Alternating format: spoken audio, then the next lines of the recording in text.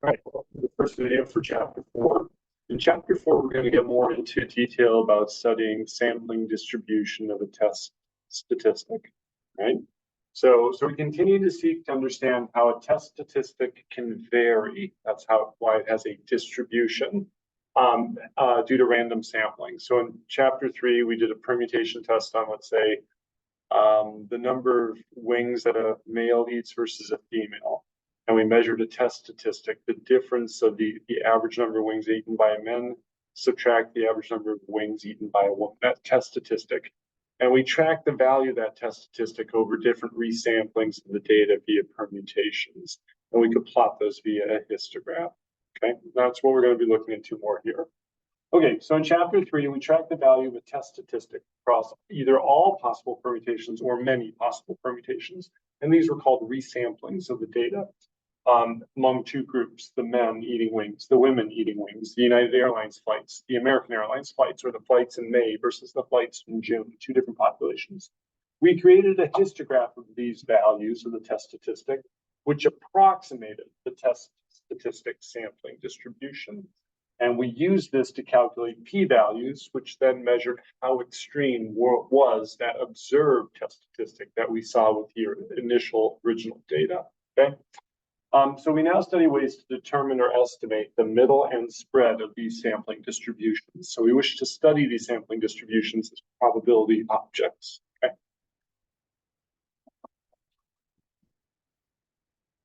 Okay, so why don't you pause, copy this one down. Hopefully you're able to pause that previous screen. Otherwise, just in case you weren't,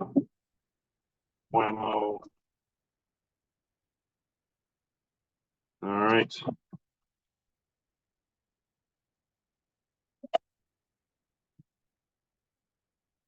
Okay, hopefully that'll de-brighten. It's not thick enough.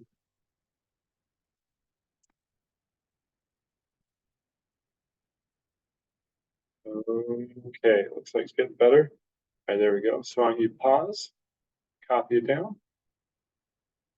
All right, so we're going to do one example of generating a sampling distribution. So here's what the data is. A single trial is going to involve tossing a fair coin 10 times. And our test statistic is going to be this p-hat, the proportion of those 10 coins that landed head up, okay? So p-hat could take the value 0, 0.1, 0.2, 0.3, up to 0.9, 0.1, and 1, you know, as the possible 1 out of 10, 2 out of 10 heads, 3 out of 10 heads, etc. And since it's a fair coin, the values for p-hat of 0.4, 0.5, and 0.6 should be most likely if we understand flipping coins correctly, okay?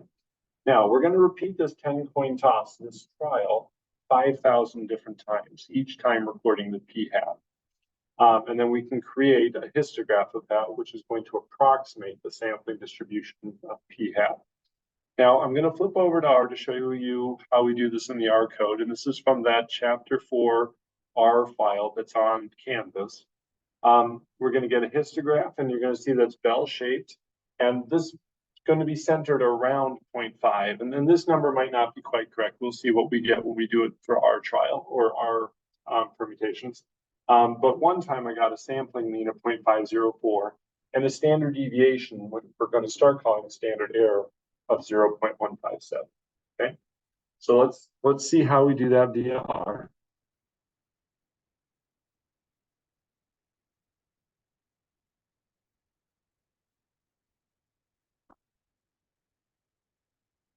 Okay, so here's the R notebook. And I don't think I need it for this example, but it's always a practice to make sure when we open up R that we always click on the resampling package. So you can scroll down and click on the resampling data. There you go. Okay.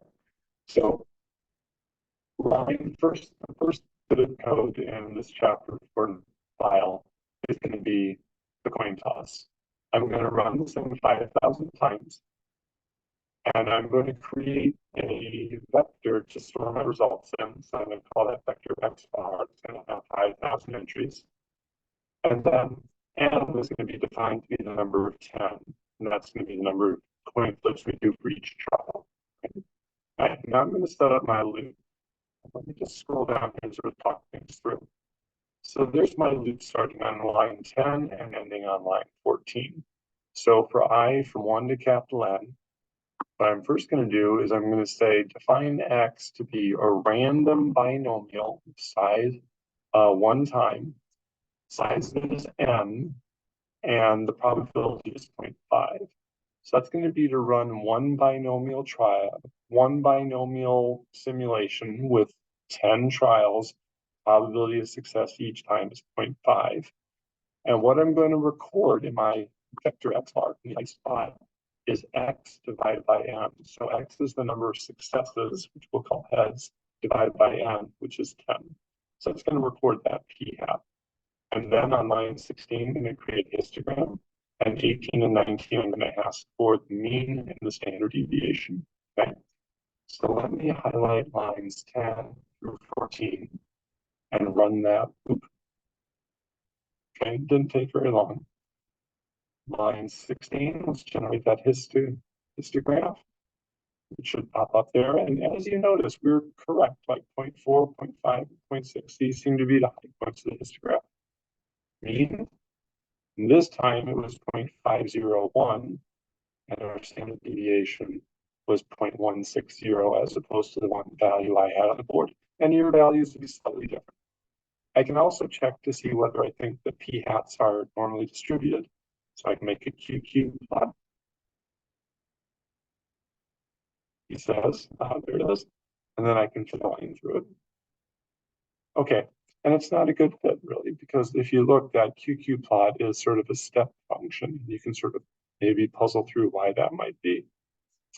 All right, well, let's go back. We've got one more panel to end this video.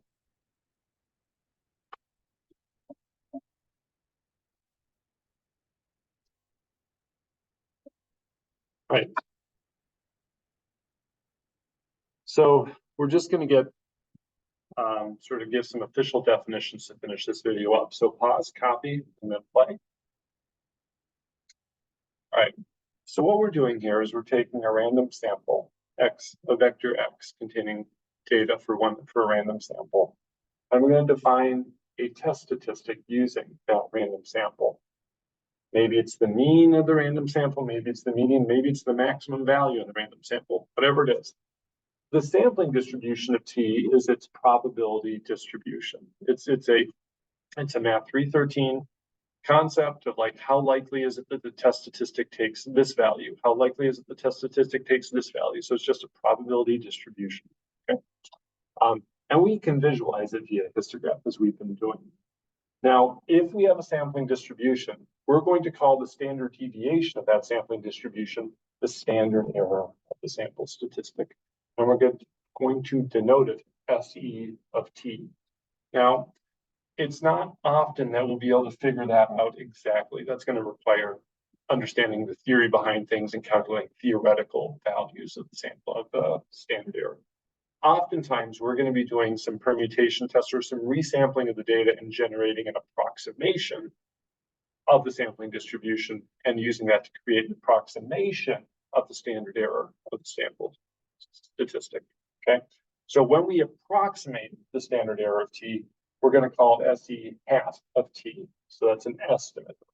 Okay, and we'll probably do that via permutation test or later on bootstrapping test. All right, so this ends the first video for chapter 4.